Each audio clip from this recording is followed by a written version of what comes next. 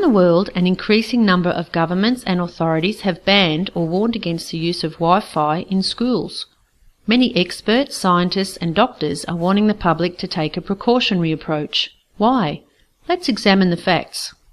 Wi-Fi is a wireless technology that allows computers, tablets and smartphones to exchange data wirelessly to a computer network. This data is transferred using microwave electromagnetic radiation. You can't see it, taste it or smell it, yet we are increasingly using this technology every day. Wi-Fi uses microwaves of the same frequency as cordless phones and microwave ovens, but with less power. This is the non-ionizing radiation portion of the electromagnetic spectrum. Microwaves are a smaller section within the broader range of radio frequencies. The electromagnetic spectrum ranges from radio, mobile phones, Wi-Fi and microwaves, radar, visible light through to ultraviolet light, and then the ionizing forms of radiation such as X-rays and finally radioactive elements. Wi-Fi has a standard range of 30 metres indoors, however walls, building materials, filing cabinets etc. can reduce the effective range. In a school setting, the wireless access point connects laptops and tablets to the school's wired computer network, which in turn is usually connected to the internet. A Wi-Fi access point is always on and broadcasts its unique ID continually so that new devices can find it. In our Wi-Fi setup, one email takes around 1/40th of a second to transfer wirelessly from the computer to the access point. A typical 3-minute video clip is about 550 times bigger than an email. So, using the Wi-Fi, it takes around 12 seconds to download this 3-minute video. Now let's look at this in a classroom setting. Here is a class of 20 students, all with wireless devices. If 20 students in the class all downloaded a 3-minute video at the same time, it would take 4 minutes. 4 minutes of the access point at full constant power, or the equivalent of sending 10,000 emails. Now keep in mind, this is just one class downloading one 3-minute video. How about all the other classrooms in the school building? In Australian schools, the future projection is to make all students carry notebooks or tablets and to have more resources online via the national curriculum. That's videos, tutorials, books and online quizzes. You can imagine that at the start of each lesson, the entire school will be accessing the network wirelessly to download the resources for that lesson. During these times, the power density of the Wi-Fi will be at its maximum throughout the entire school. There are no scientific studies that have been conducted specifically to investigate the health effects from Wi-Fi in schools. However, there is an increasing amount of scientific research on related wireless technologies like mobiles, mobile phone towers and cordless phones that suggest there are possible health risks from the use of these technologies. Humans are electromagnetic beings. The human heart, brain and nervous system works by using electrical signals, and this can be monitored using EEG and ECG. The fact that doctors use electrotherapy for healing purposes proves that frequencies do interact and have an effect on the body. Although some frequency bands are beneficial for healing, other non-ionizing frequencies have potentially harmful biological effects. Growing numbers of scientists believe that artificial sources of electromagnetic radiation are interfering with the body's natural bioelectrical signals. Some people may be affected by exposure to Wi-Fi microwave radiation, and others may develop sensitivity to electromagnetic radiation. Reported symptoms include headaches, dizziness, anxiety, insomnia, loss of concentration, loss of memory, pressure in the eyes, deterioration in vision, sensitivity to light, nosebleeds, impaired sense of smell, ringing in ears, hearing loss, fatigue, weakness, numbness, tingling, heart palpitations and arrhythmia, shortness of breath, high blood pressure, skin problems, digestive problems and nausea, muscle and joint pain. Research also indicates to an increased likelihood of more serious long-term effects including infertility, cancer and DNA damage. Radiation penetrates the body of a child or young person more than it does an adult. This makes children more vulnerable to microwave radiation due to their thinner skulls, softer bones, underdeveloped immune system and developing cells. They will also have a longer lifetime of exposure to EMR than adults today.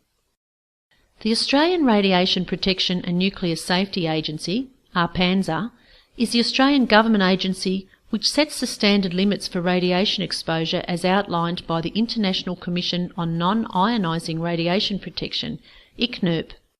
Radio frequency standards were developed in the 1950s for high-powered radar systems. The standards in Australia have remained virtually the same since this time. These safety limits are based on short-term thermal injury. This means that the safety standards are only based on the heating or burning of body tissue in a short period of time, like a microwave oven. The current safety limits do not take into account any non-thermal long-term effects. This means that any biological changes to the body other than heating are not taken into account. Research studies funded by the telecommunications industry rarely show any biological effects. In contrast to this, however, the vast majority of independently funded research report long-term biological effects such as neurologic, endocrine, immune, cardiac, reproductive and other biological effects including cancer. All we can say about the current Australian safety standards is that we won't heat up using Wi-Fi. Increasing numbers of scientists and organisations from around the world are calling for the outdated safety standards to be changed. The Council of Europe states that the limits on exposure to electromagnetic fields which have been set for the general public are obsolete. They have been calling for stricter exposure limits for all equipment which emits electromagnetic waves. They believe the current permitted standards fail to protect the public against harmful biological effects which may not become known until after years of exposure. Since some people are experiencing health effects at levels well below the current exposure limits, experts want governments to inform the public about the possible risks so that the public may use this technology more safely. Since untested wireless technologies are advancing into our homes, schools, work and public spaces faster than experts can evaluate EMR health risks, scientists and doctors are calling for precautionary measures to be taken immediately to prevent extensive damage to public health. Countries like Switzerland, Italy, France, Austria, Luxembourg, Bulgaria, Poland, Hungary, Israel, Russia and China have set exposure limits 100 to 10,000 times less than Australia. This is because they recognise that there can be biological effects caused by electromagnetic radiation. The Council of Europe has called for a ban on Wi-Fi use in schools and recommends wired internet connections in schools. Several schools in England and France have dismantled their Wi-Fi systems and reverted to a wired system due to concerns raised by parents and teachers. The French National Library, along with other libraries and some universities, have removed all Wi-Fi networks. Wi-Fi has also been removed from all schools in the town of Hurreville, St. Clair. The Bavarian Parliament has recommended that no schools in the province use wireless. The Frankfurt city government said that it would not install Wi-Fi in its schools until it has been proven to be harmless. The German government recommends against installation of Wi-Fi in schools, the removal of cordless phones and to use cabled connections rather than Wi-Fi and Bluetooth. The Public Health Department of Salzburg has advised schools not to use Wi-Fi. In Russia and Poland, the safety limits are much lower to include non-thermal effects. In 2008, the Russian Radiation Protection Committee gave a warning about the serious and irreparable consequences of electromagnetic radiation, especially for children. They increased this warning again in 2011 and recommended that Wi-Fi not be used in schools. In Austria, the Austrian Medical Association has pressed for a ban of Wi-Fi in schools. The Swiss government has issued caution in regard to wireless radiation emitted by baby monitors, cell phones, laptops and tablets, etc. Israel's Minister of Health supports a call to ban Wi-Fi in schools. In May 2011, the World Health Organization classified radiofrequency electromagnetic radiation as possible human carcinogens. This is the same category as DDT, dry cleaning chemicals, lead, pesticides and engine exhaust. Although there have been earlier alerts about the health risks from EMR and calls for stricter guidelines to protect public health, this recent WHO warning about EMR's possible carcinogenic risk highlights the need for an urgent precautionary approach. What is a precautionary approach? When an action or policy carries the risk of harm to human health, even if there is some scientific uncertainty about the cause and effect, precautionary measures should be taken. We need to take responsible measures to reduce exposure to EMR until research demonstrates conclusive results. Some authorities in Europe and elsewhere have made conclusions about Wi-Fi health risks to children based on these reports and related studies that have examined the long-term health effects of mobile phone and mobile phone tower emissions. Australia, however, has no restrictions on the use of Wi-Fi in schools, and with policies such as the Digital Education Revolution initiative, tablets and laptops are being vigorously rolled out in schools. The federal government says that the choice to install wireless networks is one that is made by education authorities. However, the education authorities are not qualified to make decisions about public health. They just say that they are within the current safety standards as set by a PANZA. At present, no one in government is acknowledging the potential for long-term biological risks of wireless in schools. If the standards are only for heating of tissue, who will be held responsible for all other biological effects? Surely the Ministry of Health should be responsible for assessing long-term risks from EMR and protecting children's health. Wireless devices are installed without any radiation emissions checks in each specific site where they are installed. Teachers and staff are unaware and untrained about monitoring the effects of EMR on children, so they are unable to recognise any symptoms from EMR exposure. Evaluating the possible long-term health effects on school children is not being conducted by the education authorities, government or the standard-setting agencies. A PANZA, who sets the standards, says, "Research relating to children is limited and the possibility of harm cannot be completely ruled out."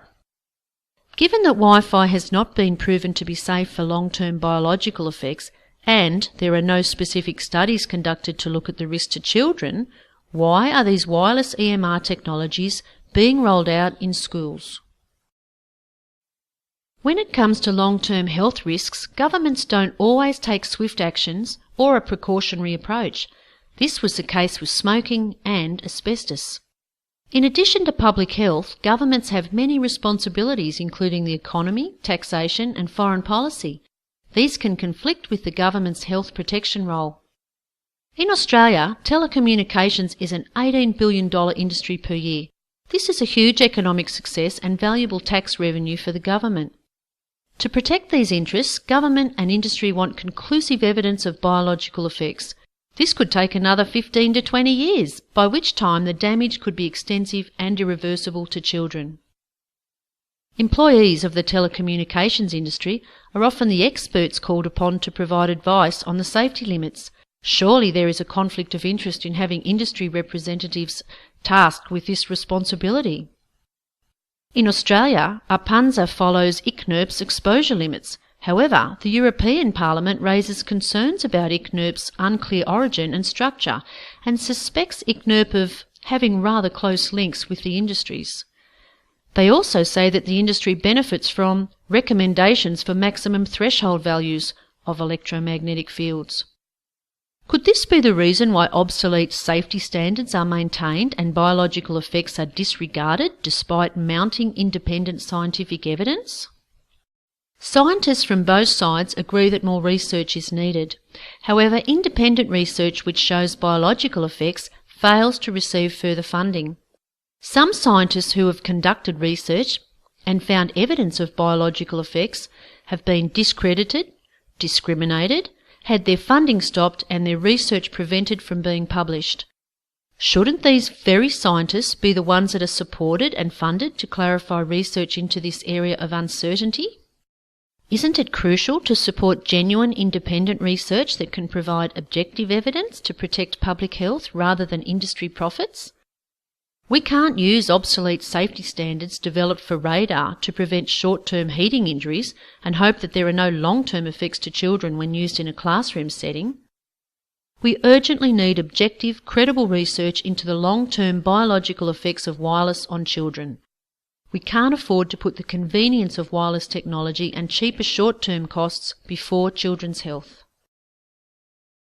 Authorities like the European Parliament and the European Environmental Agency believe that there is already sufficient scientific evidence for governments to take an immediate precautionary approach, especially to protect children who are most vulnerable. They state that waiting for high levels of scientific and clinical proof can lead to very high health and economic costs, as was the case in the past with asbestos, leaded petrol and tobacco. However, ignoring the early warning could be much worse, as EMR affects everyone.